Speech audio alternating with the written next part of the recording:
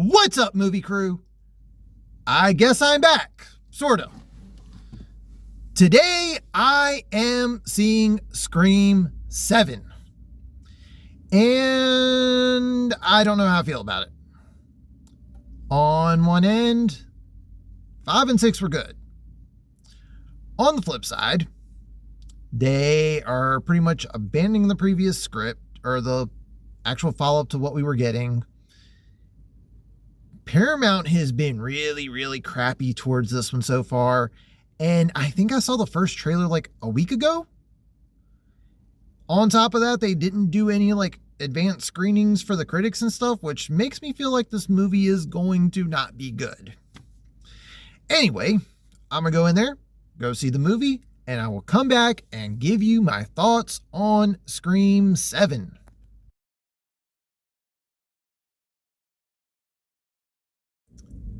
All right, so I have just gotten out of seeing Scream VII. And... All right. The pros. Sidney's back. And I've also got to say that the opening kill scene in this one, in my opinion, might be the best opening kill scene of any of the Scream movies. That's it. That's about the extent of what I can really say as far as this movie goes. Like the previous ones, I'm going to try to keep it spoiler free, but my cons are the pacing and editing of this movie was awful. It doesn't really do anything special. It just goes from one scene to the next without really going story beats. And there are some scenes that just feel like they were just put in there for the sake of being in there. I did not like that. They brought up a lot about Sidney not being in New York, but they don't bring up where Sam and Tara are at. And for anyone that's wondering, yes, they are connected on this one because the twins are in this movie. And it's just like Melissa and Jenna or Sam and Tara are just not mentioned at all. And it was a little weird, especially given how often New York gets brought up.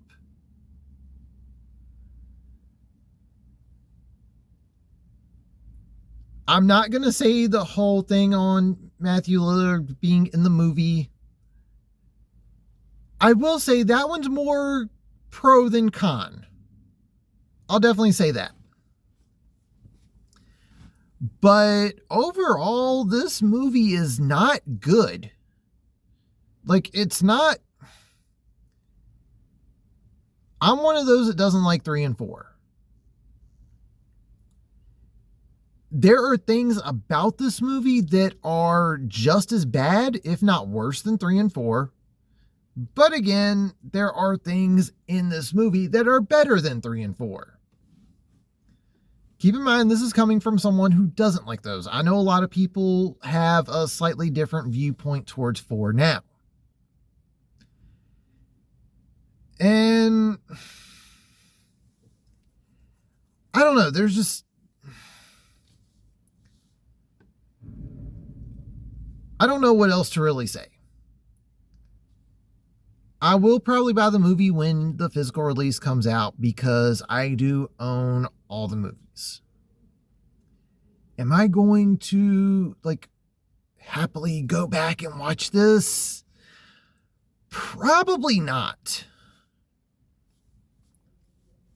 Final score, I'm going to give this a 2.75 out of 5. I was unimpressed. Like I said, outside of the opening scene and Sidney being back, there's not a lot of good in this movie, and there's a lot of stupid things going on. And yes, I'm aware it's a horror movie and people do stupid things in horror movies, but in this case, they didn't even do the meta humor on the stupid stuff that they did in the horror movie. At least not in this particular case. 2.75 out of 5. And that's going to do it for this one. If you are new to this channel, hit that subscribe button because I'm definitely going to need the views on this one to kind of see what happens in the future on this. Comment down below.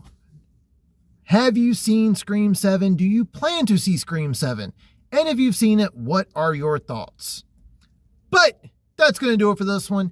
Thank you all for watching and tune in next time.